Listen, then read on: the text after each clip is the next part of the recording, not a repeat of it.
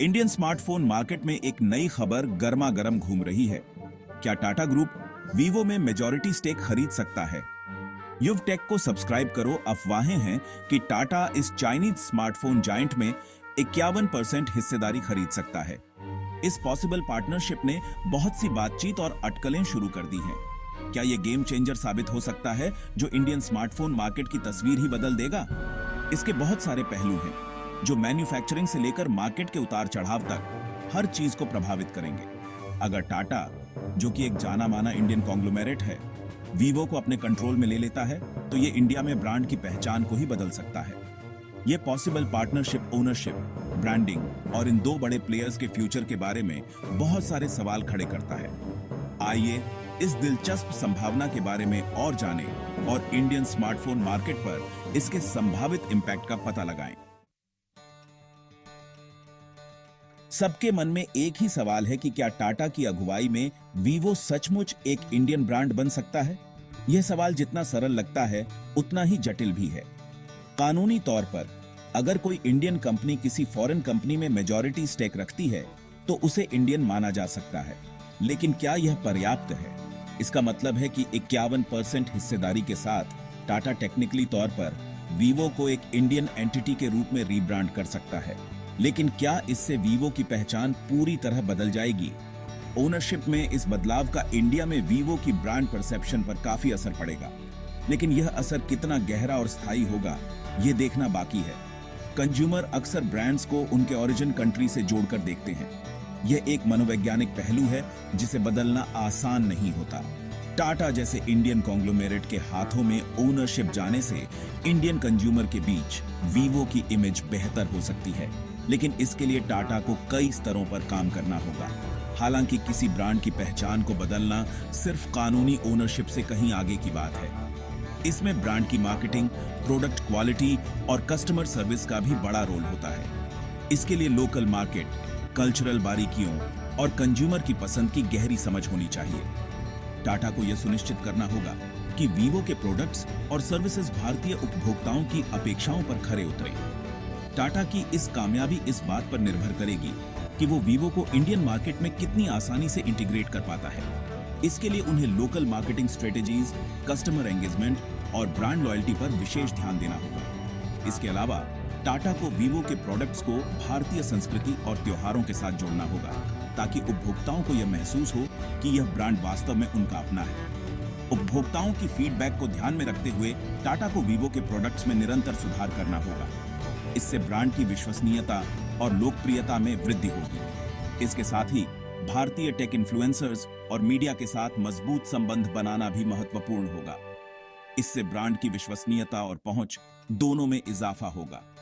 अंततः यह देखना दिलचस्प होगा कि टाटा किस तरह से वीवो को एक सच्चे भारतीय ब्रांड के रूप में स्थापित करता है। यह एक लंबी और चुनौतीपूर्ण यात्रा होगी, लेकिन सही रणनीतियों के साथ यह संभव है। इस पार्टनरशिप के संभावित इंपैक्ट को समझने के लिए हमें इंडियन स्मार्टफोन मार्केट में चाइनीज ब्रांड्स के दबदबे को समझना होगा।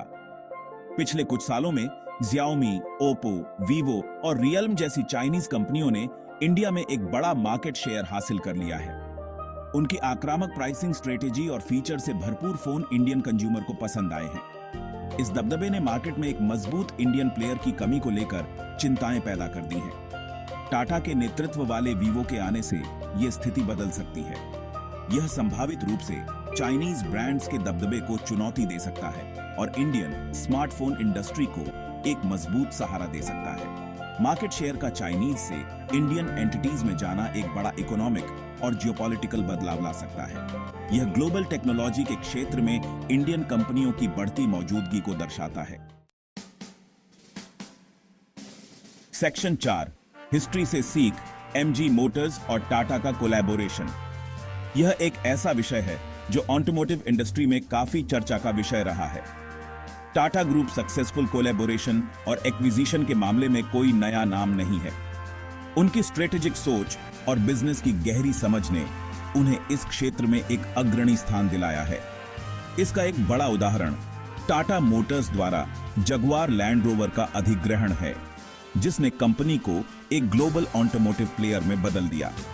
यह अधिग्रहण न केवल टाटा मोटर्स के लिए बल्कि पूरी इंडस्ट्री के लिए एक गेम चेंजर साबित हुआ।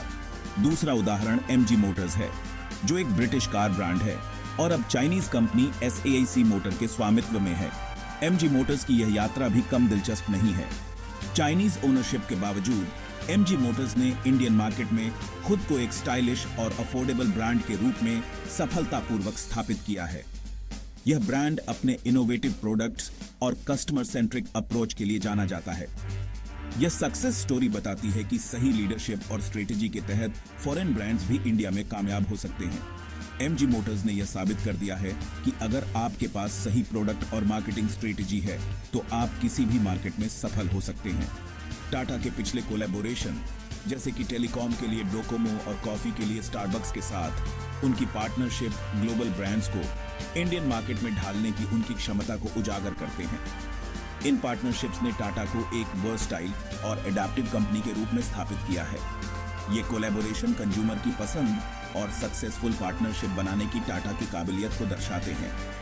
टाटा ने हमेशा से ही कंज्यूमर की जरूरतों को समझा है और उसी के अनुसार अपने प्रोडक्ट्स और सर्विसेज को ढाला है। यही कारण है कि उनकी पार्टनरशिप्स हमेशा सफल रही हैं। भविष्य में भी टाटा और एमजी मोटर्स जैसे ब्रांड्स के कोलैबोरेशन से इंडियन ऑटोमोटिव इंडस्ट्री में और भी इनोवेशन और ग्रोथ की उम्मीद की जा सकती है। यह देखना दिलचस्प होगा कि ये कंपनियां आने वाले समय में और क्या-क्या नई चीजें लेकर आती हैं। इन कोलैबोरेशंस के पीछे की स्ट्रेटेजिक प्लानिंग और विजन ही इन्हें सफल बनाते हैं। टाटा और एमजी मोटर्स दोनों ही अपने अपने क्षेत्र में लीडर हैं और इनकी पार्टनरशिप्स से इंडस्ट्री को काफी फायदा हुआ है। ग्लोबल मार्केट ट्रेंड्स और इंडियन कंज्यूमर बिहेवियर को ध्यान में रखते हुए ये कंपनियां अपने प्रोडक्ट्स और सर्विसेज को लगातार अपडेट करती रहती हैं। यही कारण है कि वे हमेशा मार्केट में आगे रहती हैं। टाटा और एमजी मोटर्स की ये सक्सेस स्टोरीज न केवल बिजनेस वर्ल्ड के लिए बल्कि उन सभी के लिए प्रेरणा का स्रोत हैं जो अपने क्षेत्र में कुछ बड़ा करना चाहते हैं। इनकी जर्नी हमें सिखाती है कि सही दिशा और मेहनत से कुछ भी हासिल किया जा सकता है। Section 5, the Tata touch, manufacturing और R&D। टाटा ग्रुप का मैन्युफैक्चरिंग और रिसर्च एंड डेवलपमेंट में एक लंबा और समृद्ध इतिहास रहा है, जो इसे एक प्रमुख खिलाड़ी बनाता है। वीवो पर टाटा ग्रुप के संभावित अधिग्रहण से कंपनी के मैन्युफैक्चरिंग और रिसर्च एंड डेवलपमेंट ऑपरेशन में महत्वपूर्ण बदलाव आ सकते हैं। यह अधिग्रहण न केवल टाटा की मौजूदा क्षमताओं को बढ़ाएगा बल्कि वीवो की तकनीकी विशेषज्ञता को भी एक नए स्तर पर ले जाएगा। टाटा अपनी घरेलू मैन्युफैक्चरिंग के प्रति अपनी प्रतिबद्धता के लिए जाना जाता है। यह प्रतिबद्धता न केवल गुणवत्ता और विश्वसनीयता में परिलक्षित होती है बल्कि स्थानीय समुदायों के विकास में भी योगदान देती है। Group make in India initiative के लिए अपने समर्थन के बारे में मुखर रहा है, जिसका उद्देश्य स्थानीय मैन्युफैक्चरिंग को बढ़ावा देना और रोजगार पैदा करना है। इस पहल के तहत टाटा ने कई स्थानीय मैन्युफैक्चरिंग हब स्थापित किए हैं जो न केवल उत्पादकता बढ़ाते हैं बल्कि स्थानीय प्रतिभाओं को भी प्रोत्साहित करते हैं। अगर टाटा वीवो का अधिग्रहण करता है तो हम इंडिया में वीवो फोन के मैन्युफैक्चरिंग पर ज्यादा जोर देखने की उम्मीद कर सकते हैं।